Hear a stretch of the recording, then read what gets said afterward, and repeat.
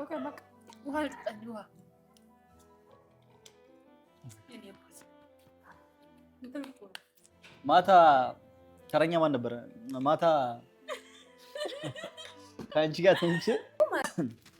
Me isin lamaan anarra maal jaalatanii maal kiyya argitanii naa wajjin jiraachuu naa wajjin taa'uu filattan. Dhaabuu kan fitan. Maal narraa jaalatanii naa wajjin jiraachuu filattanii. Ani takkaan gattaan jiru yeroo kaan ilmaan kee barbaaduuf olii gaddeema. Yeroo kaan jaartiitii taan barbaade olii gaddeema. Taan fuudhee taan hiika. Dubartii takkitti wajjin jiraataa hin jiru. Osoo isin wajjin jiru isii fuudhe. Osoo isin wajjin jiru ayyuun hin deebi'eetu si deebisee jedheen. Wanti isin amala kee fokkataa kana osoo argitan naa wajjin jiraachuu maaliif filattaa? Zero zero lutaatee otoo wanta akka hin qabaanneyyuu gadi bahee galadhee fidee si nyaachisa. Kiyya guutuu waadaa siif gala akkasii si wajjin jiraachuu barbaada yeroo kamillee si dhiisullee ta'ee bakka yeroo kamii fi wanta kamirratti illee si hin dhiisu. Dhugaatti akkasii yoo du'ellee qabriin hojjesentu yoo an du'ellee qabritti yoo akkasiin jettu san na wajjin awwaalan.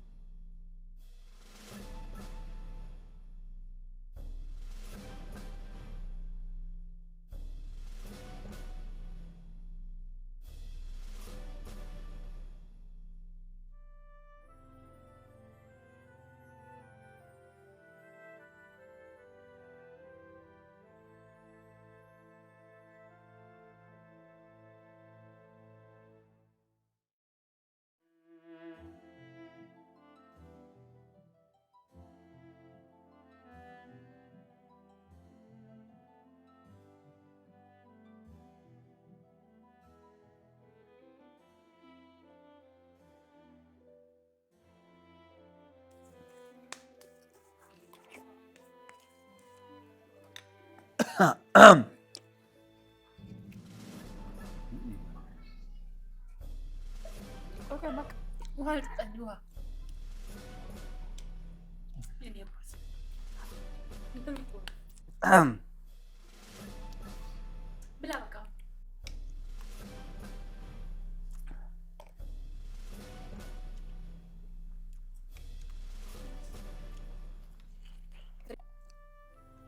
መጀመሪያ አይ ይላል። ይሄ ይሻላል። ድገም።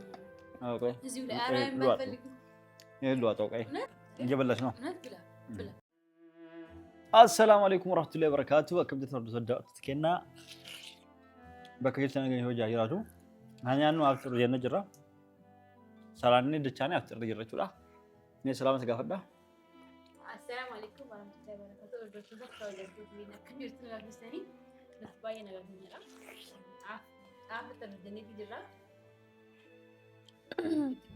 አሰላሙ አለይኩም ወራህመቱላሂ ወበረካቱ አከም ነጋ ጀርተኒ ወርዶቶን ታፊ ከበጀምቶ ተኬኛ በኩ በጀርተኒቲ ነገን ከሰና ባየቱ ዘኔንጀና Eega akka soddaatos kenna akkuma viidiyoo jalqabarratti argitanitti jaartii lama fuudhuun akka itti namatti tolu akka itti nama gammachiisu jaartoleetti yaa wajjin dhufe maaliif dhufne yaa hawwiilleen walii araaramni jechaafi egaa araaramne booda buunillee walii nu aarsee mana deebitee walii galanii wal ta'anii guyyaa lamaaf kushiinaa keessatti osoo hin lolin nyaata waliin bilcheessanii aftira akka itti naftarchiisaa jiran haala gaariidhaan galgalallee ka addatti ture namatti tola walumaa galatti walii galteen isaanillee wanti hunduu hawwiillee amalli xiqqoo jijjiirame yoo booda itti lee'uu baate abishoon ammaaf bareeda akkasiiti walumaa galatti namatti tola. Jaartoleetti yaa wajjin jira. Jaartoleetti yaa gaafii takka takkan gaafadha isaanis gaafii qabaatan gaafatanii carraanii kennaafi aftira akkamitti jira wajjin dabarsuu jirra kan jedhu viidiyoo aftira hedduu isin waraabne saniif agasuma waraabuu fi ani gaafii takkan qaba. Ayyee jaartolii lama wajjin jiraachuun jaartii lama fuutee wajjin jiraachuun akka namatti tolamoo nama cinqamoo moo koonfartii ni qabamoo akkam Konfartii. Konfartii jechuun bakka michooti. Konfartii jechuun Michooti wayi. firaashii wayii argitee yoo ciisan yeroo irra ciisan Yeroo ciisu qabu. namatti tola. Konfartiin san Konfartiin qabu. uffata illee yeroo uffatan namatti tola. Kan comfortable ta'e jechuudha. Kanaaf Nuti waan akkamsiif ta'aa jira. Solaa jira moo amalli keenya akkamsiif ta'aa jira. akka konfartii sanis ibsamu. Yoo akka konfartii sanit ta'e konfartii taane jechuun yoo isin irra ciisee isin laale. Laaltee wani Eegaa yookaan yoo isin uffadhe konfartii sitti tolee jechuudha walumaa galatti.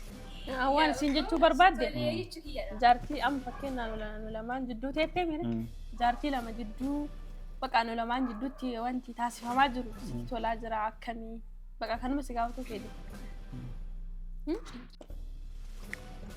Gaafii bareedna gaafatte akka namatti tolu jaartii lama fuudhuun anaayyuu miti barattoonni argaa jirani.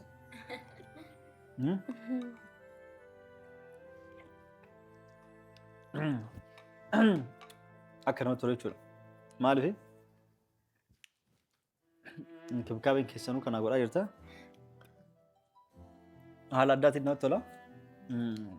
Amalli keessan amma akka amma ilaalitti hedduu bareedaadha namatti tola. Yoo booda jijjiiramuu baattan hedduu namatti tola jechuudha. Akkamitti yoo jettee kunoo kaleerraa kaasee kalee bakka yoo gabbaa jedhee mee kophee naa kennaa jennaan lachuun fiigan duraan dirqiin mee maan ka'e mee hawwii ka'e kophee sanatti na fidi jedhu turtee fiddu mee kophee nu naa kenna jennaan fiigaa kaate yoo takka kophee fiddina jala keetti takka immoo itti gajjittee xara irra seeran naa qulqulleessa haa jedhu takkitti yoo taatu kadhataa oolanii lammii yoo taatu wal morka irra na jaalatu jechuudha wal morka inkibikaabeen nama guddate jechuudha. Anamma inkibikaabeen natti guddateetu cinqame guyyaa lamatu gabbadhee dhoof deema. Akkasii wal morka waa hunda godhanii jechuudha. Wal morka halkan illee yoo xiqqee harkuma akkatti namarra kaayyattee karaftu taate tuun yoo na caalaa isaan mattee rafti jettetti harka qofaa miti miilalleen jedduuna keettitiniin maramteetiin ciisuun isii yoon oolu. Wal morka waan ajaa'ibaa godhanii yoo waa wal morkaatiin hin dalagan namatti tola. Hanga har'aatu ture jedhan lachuu bakka takka teessisu. Fuudhi lama bakka takka teessisu maaliif turee jedhee beektaa namatti tolraa kan ka'e. أما أكو ورقتني إيش ما أنا في النانين تكاسي مشان نقبل تكون أسي جوس أنا قبل ها جماعة أنا كباني جروا كانت تنتظر شايراني أكو ورقتن كان أنا متولا أجت ولا يو عمل لك جيران باتي وانت والمركبان قرآن متنيف والمركب رنا جالا هجالته أنا تورج جالا جم تورنا أنا هجلو في كجتن وهون السر ساير تاني كوشين تلا لهم دلوا سوالي لولين وسواتك كلهم بتين وجوانياتا درجاني بالشيستاني تين باو كيسانو يدونا وانت قد على يدونا تولي أنا في على مكان أنا تشوفها كمان لكيسان جيرانو يلا كنا أتيو غافي كبدا أنا غافي كبدا كبدا كبدو أي أنا يسمع غافي كبدا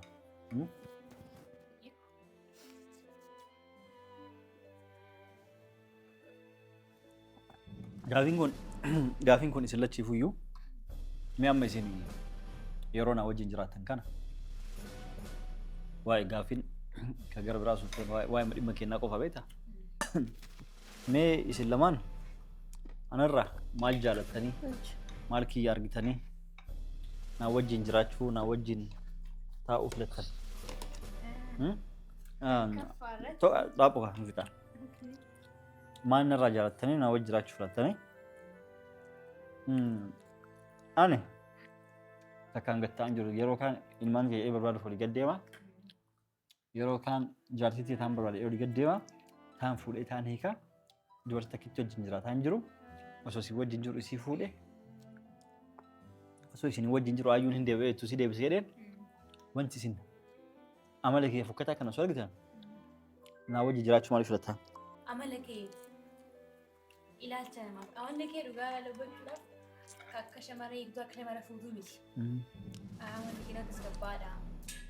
Nama waa fageessee yaaduudha. Nama sammuunsaa akkas jedhu nama sammuunsaa bal'aa beektaa? Nama akkasidha. Bakka ati guutummaan guututti nama jibbamtu bakka. Nama daranii jaalatamtudha. Agasi. Ajaato. Ani ka jedhu dubartoota baay'ee fuudhee hiikee nadhisanii deeman naam jettee sanirratti dubartoota baay'ee fuudhuu fedhii qabaatteetii miti. Kan fuutellee dhagaan lakkifteefillee takka dirqamaan si dhuftii sanii fuututuun illee ni deemti. Ati yeroo sumayyaa jaalatteeni wal jaalattanii wal fuutan jechuu isin lachuu. Osoo akkasii wajji jiraatu jijjiirtan hayyuun dirqamaan na fuutu malee isin jettee hayyuu fuutee hayyuu maa fuute jettee innarratti maa nama fide jettee si biraa deemte sumayyaan sababa sanirraa kan ka'e atillee ijoollee teessoo quuf yeroo deemtu damana jirtullee hagas bara quban qabdu jechuudha. Bakka ijoollee betee soixee argatuuf jaartii ta'e deebisuuf xaaruuf turte jechuu yeroo sanitti.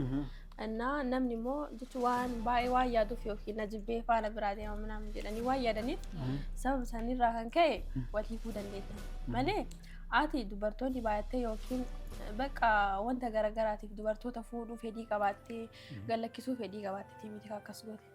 Kanaafuu sanirratti kana siin jedhaa sanirraa kanaaf immoo amala qabdaa amala mashaallaa qabdaa kanumaaf si jaaladha. Ani akkana jedha garuu.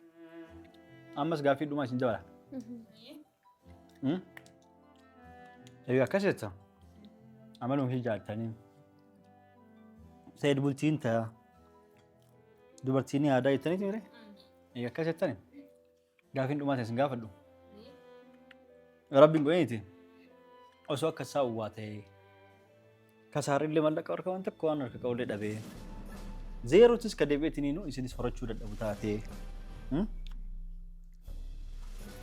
nama takka kan qabnes taate nama takka illee isin gochuu dadhabe sasa rabbi dhugallee godheen osoo waa illee ta'e na dhukkube